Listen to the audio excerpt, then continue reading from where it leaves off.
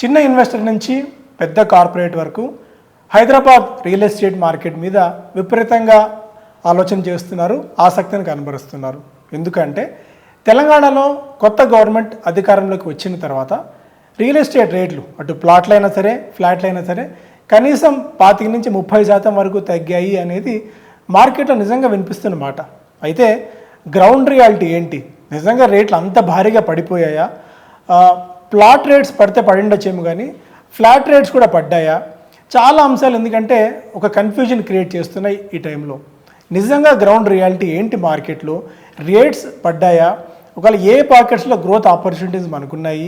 ఈ government focus ఎక్కడెక్కడ ఏ పాకెట్స్లో ఉంది, హైదరాబాద్ చుట్టుపక్కల ప్రాంతాల్లో అన్న అంశాలతో పాటు తెలంగాణలో మనకి ఎక్కడ గ్రోత్ ప్రాస్పెక్ట్స్ ఉన్నాయి, ఒకవేళ ప్లాట్ కొనాలి అంటే ఒకప్పుడు లాగా చిన్న ఒక భూమి అనేది కొనడం కాకుండా ఒక ఎక్స్పీరియన్స్ని ఎలా జనాలు కొనాలని ఆసక్తి చూపిస్తున్నారు, తదితర అంశాలన్నీ మనం మాట్లాడుకుందాం. ఈరోజు అంతో ఈ అంశాలపై మాట్లాడేందుకు Vanguard Infra CEO doctor Shri Hanu Yedluri గారు ఉన్నారు. హలో, నమస్తే అండి. ఈ గవర్నమెంట్ ఫామ్ అయింది, 100 days పూర్తి చేసుకుంటున్న ఈ తరుణంలో చాలామందికి ఏంటంటే హైదరాబాద్లో రియల్ ఎస్టేట్ రేట్లు భారీగా పడిపోయాయి అనేది అంటే వినడానికి చాలా వినసొంపుగా ఉంటుంది. కాకపోతే నిజంగా హైదరాబాద్లో తెలంగాణలో రేట్లు అంతగా తగ్గాయా?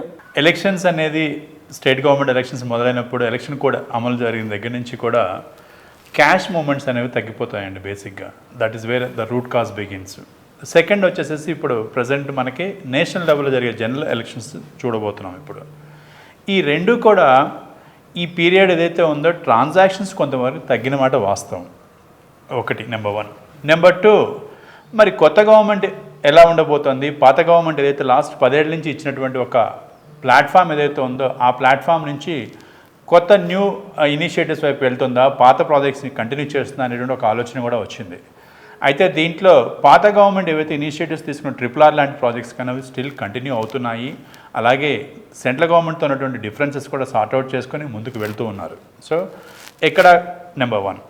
నెంబర్ 2 వచ్చేసి కొత్త గవర్నమెంట్ తీసుకున్న ఇనిషియేటివ్స్లో ఒక ఇప్పటివరకు కొన్ని స్పెసిఫిక్ పాకెట్స్ని ప్రీవియస్ గవర్నమెంట్స్ని డెవలప్ చేస్తూ వచ్చిన లొకేషన్ అప్రోచ్ నుంచి డిస్ట్రిబ్యూటెడ్గా డెవలప్మెంట్ తీసుకురావాలి, గ్రోత్ అనేది అందరికీ అందుబాటులో తేవాలి.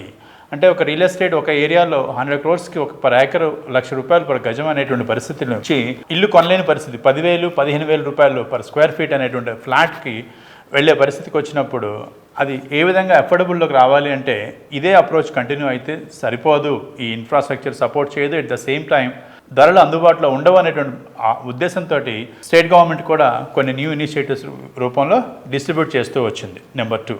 నెంబర్ 3, ఫర్దర్ డెవలప్మెంట్స్లో ఈ గవర్నమెంట్ తీసుకున్న ఇంకొక నిర్ణయం ఏంటంటే ఫార్మాసిటీ అనేది ఒక పర్టికులర్ లొకేషన్లో తీసుకున్న నిర్ణయాన్ని దాన్ని కూడా మేము డిస్ట్రిబ్యూట్ చేస్తాము. ఒకటి వికారాబాద్ వైపు, ఇంకొకటి నిమ్స్ వైపు మెదక్ డిస్ట్రిక్ట్, అలాగే ఇంకొకటి నల్గొండ వైపు అని చెప్పేసి.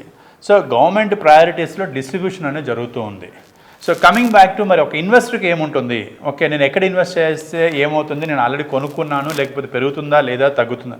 బేసిక్గా మీకు ఒక ఇన్ఫ్రాస్ట్రక్చర్ అనేది ప్రాపర్ ఇన్ఫ్రాస్ట్రక్చర్తో మీరు ఎక్కడ ఇన్వెస్ట్ చేసినా కూడా డెఫినెట్గా మీ రూపాయికి భరోసా ఉంటుందండి. దాని గురించి మీరు వరి అవ్వాల్సిన పని లేదు. నెక్స్ట్, మీరు ఇన్వెస్ట్ చేద్దామని అనుకుంటున్నారు అనుకోండి, ఇప్పుడు మీరు చూస్ చేసుకున్న ఆపర్చునిటీస్ చూసినట్లయితే ఏ ఏరియాస్లో అంటే మార్కెట్ తగ్గుతుంది అంటే ఇప్పుడు స్టాగ్నెంట్గా ఉన్నటువంటి ఈ 6 months పీరియడ్, లాస్ట్ నవంబరు దాని నుంచి రేపు మే వరకు కూడా ఈ పీరియడ్ ఏదైతే ఉందో 7-8 months పీరియడ్ ఇది ఇలానే ఉంటుంది. అయితే ఈ టైంలో కొంత క్యాష్ అవసరం ఉన్నటువంటి వాళ్ళు అమ్ముకోవడం జరుగుతూ ఉంది. అట్ ద సేమ్ టైం మనకి ఆంధ్ర కూడా మనకి తెలుగు రాష్ట్రాలకి రెండు కూడా కాంపిటీషన్ కాబట్టి అక్కడ రియల్ ఎస్టేట్ మార్కెట్ కూడా రేపు గవర్నమెంట్ మారినట్టయితే కొత్త గవర్నమెంట్ వస్తే రేట్లు పెరుగుతాయనే ఉద్దేశంతో కొంత స్పెక్యులేషన్ జరుగుతున్న మాత్రం వాస్తవమే. బట్ స్టిల్ ఇన్ఫ్రాస్ట్రక్చర్ పరంగా సిటీకి ఉన్నటువంటి యాక్సెసిబిలిటీ పాయింట్ ఆఫ్ కానివ్వండి, ఒక వైబ్రెన్సీ ఇవాళ అక్రాస్ ద వరల్డ్ హైదరాబాద్ కాదు its own brand and that brand is not going to go away. So దీన్ని ఫర్దర్గా రిఫైన్ అవుతూ ముందుకు కంటిన్యూ అవుతూనే ఉంటుంది తప్ప తగ్గేటువంటి పరిస్థితి అయితే లేదు. అయితే ఒక బయ్యర్కి మార్కెట్ ఇది. బయ్యర్కి మీరు ఏం కావాలనుకుంటున్నారో, మీరు ఆప్షన్స్ ఏంటి, మీరు నెగోషియేట్ చేసే ఒక ప్లాట్ఫామ్ ఉంది. ఫైనాన్షియల్గా కొంత స్ట్రెస్ ఉన్నటువంటి మాట వాస్తవం కొంతమంది డెవలపర్స్ దగ్గర. ఆ డెవలపర్స్ మీకు ఆల్రెడీ ఫ్లాట్స్ రూపంలో ఉన్నటువంటి కొన్ని అండర్ సోల్డ్ ఉన్నటువంటి ప్రాపర్టీస్లో మీరు పర్చేజ్ చేసుకునేటప్పుడు మీకు డెఫినెట్గా మీ రూపాయికి మీకు వాల్యూ వస్తుంది.